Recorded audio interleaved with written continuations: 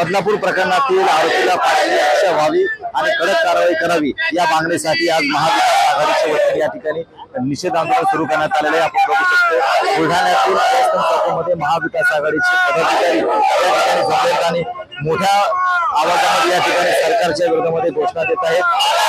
तसंच जो आरोपी आहे बदलापूर प्रकरणातील त्याला फाशीची शिक्षा झाली पाहिजे आणि कडक कारवाई झाली पाहिजे या मागणीसाठी हे आंदोलन सुरू आहे। संपूर्ण रस्ता या ठिकाणी जाम करण्यात आला, रस्ता रोको या ठिकाणी करण्यात आला आहे। आपण बघू शकतो की मोठ्या प्रमाणामध्ये पदाधिकारी या ठिकाणी रस्त्यावरती बसून निषेध आंदोलन करतात। आपल्या काय मागण्या घेऊन तुम्ही या ठिकाणी बसलात? बदलापूर झालेल्या घटनेचा आम्ही या ठिकाणी निषेध करतो। महाराष्ट्रातली महिला सुरक्षित नाही, विद्यार्थी सुरक्षित नाही। या महाराष्ट्राच्या मुख्यमंत्र्यांनी आणि गृहमंत्र्यांनी तात्काळ राजीनामा दिला पाहिजेत आणि महाराष्ट्रामध्ये अशा प्रकारच्या घटना पुन्हा झाल्या नाही पाहिजेत। या 1500 रुपयाच्या लाडक्या बहिणीच्या नावाखाली शासनाची दिशाभूल चालली, परंतु या ठिकाणी महिला कुठेही सुरक्षित नाही। आमचं म्हणणं आहे की हे 1500 नको, परंतु महिलांना खऱ्या अर्थाने सुरक्षा द्या।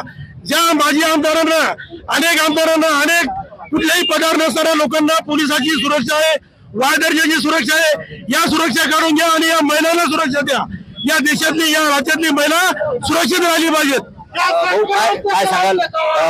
मोठ्या प्रमाणात या ठिकाणी निषेध आंदोलन होतं, काय मागणी असणार आहे, कशासाठी तुम्ही इथं बसतात?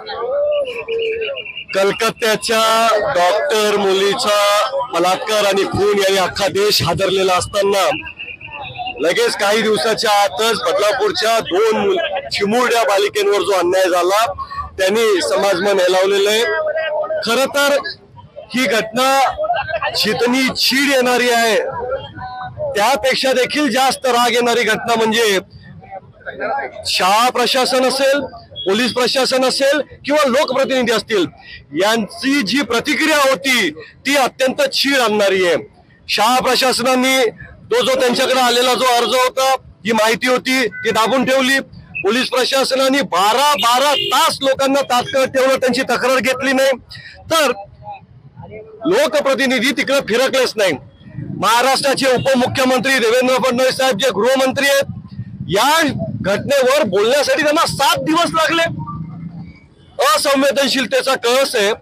खरं तर लाडकी बहीण योजना यांनी आणली, रक्षाबंधनच्या दिवशी यांनी पैसे दिले, पण त्या बहिणीची रक्षा करण्याची जबाबदारी मात्र हे घेत नाहीत, तेवढी संवेदनशीलता देखील हे दाखवत नाहीत। याचा निषेध करण्यासाठी महाविकास आघाडीच्या वतीने आम्ही आज सगळे इथं बसलेलो आहोत।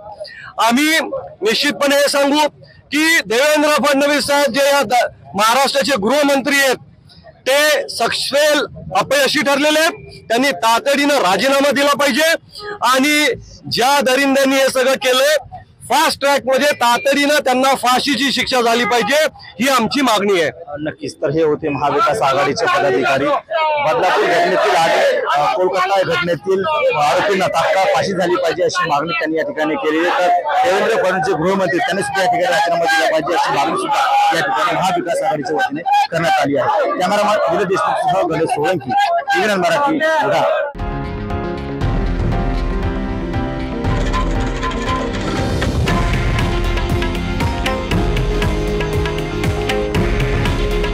हे आहे देशातील नंबर 1 न्यूज नेटवर्क आणि आपण पाहत आहात TV9 मराठी।